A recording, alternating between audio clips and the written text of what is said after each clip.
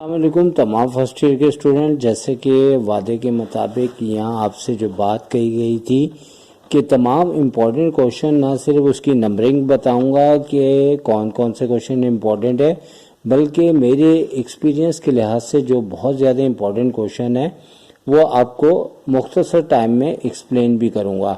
तो सबसे पहले आपके सामने मैं लेके आ रहा हूँ वीडियो नंबर 1 में चैप्टर नंबर 3 की मिसलेनियस का गालिबन क्वेश्चन नंबर 7 है और मेरी नज़र से ये बहुत ज़्यादा इम्पोर्टेंट है। इसमें प्रूफ दैट करना है, लेफ्ट हैंड साइड से राइट हैंड साइड लेके आना है और मुमकिन है कि क्वेश्चन इससे मिलता जुलता चेंज भी कर दिया जाए, लेकिन आपको तरीका आना चाहिए। अब लेफ्ट हैंड साइड लेने के बाद आप देखें कि हमारे पास ये वेक्टर से रिलेटेड है। पी क्यू आर आपको 3 वेरिएबल्स दिए गए हैं। पहले में p प्लस क्यू लिखा हुआ है लेकिन r नहीं है, इसका मतलब है कि वो 0 होगा। दूसरे में आपका p नहीं है, वो 0 होगा। और तीसरे में p को पहले करते हुए q को दूसरे नंबर पे करते हुए, चूंकि q नहीं है 0 है।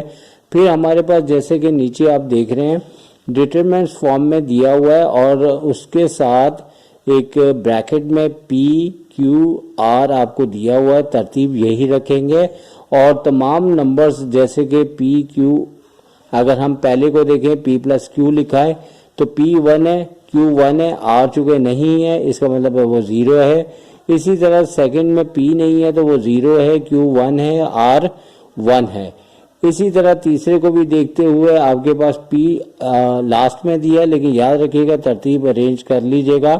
अगर कोई और क्वेश्चन हो नंबरिंग, चूँकि अभी तो 1 है, आगे पीछे भी हो जाए कोई टेंशन नहीं है।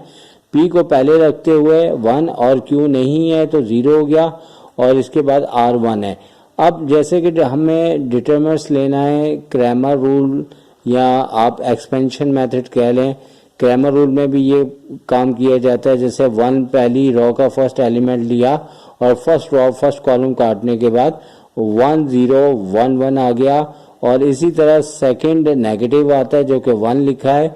साइन को देख लीजिएगा, अगर उसकी साइन नेगेटिव है तो ब्रैकेट में रखिएगा। इसी तरह से हमने इसका कॉलम और रो कैंसिल करने के बाद 0 1 1 1 ले लिया और प्लस 0 के बाद आगे हमने कॉलम रो को कैंसिल करते हुए यानी फर्स्ट रो और थर्ड कॉलम को कंसिडर नहीं करना और 0 1 1 1 लेने के बाद हमने इसको डिटरमिनेंट्स के तरीके से सॉल्व किया। जैसे कि 1 के बाद हमारे पास 1 1 ज़ा 1 हो गया और 1 को 0 से मल्टीप्लाई किया 0 हो गया। इसी तरह सेकंड और थर्ड में तो 0 ही आना है और इस तरीके से जैसे ही हम ब्रैकेट मल्टीप्लाई करेंगे तो हमारे पास ये सॉल्व होने के बाद 2 आ जाएगा और शुरू से लेके आखिर तक पी क्यू आर की यही तरतीब इसी तरह से रहेगा।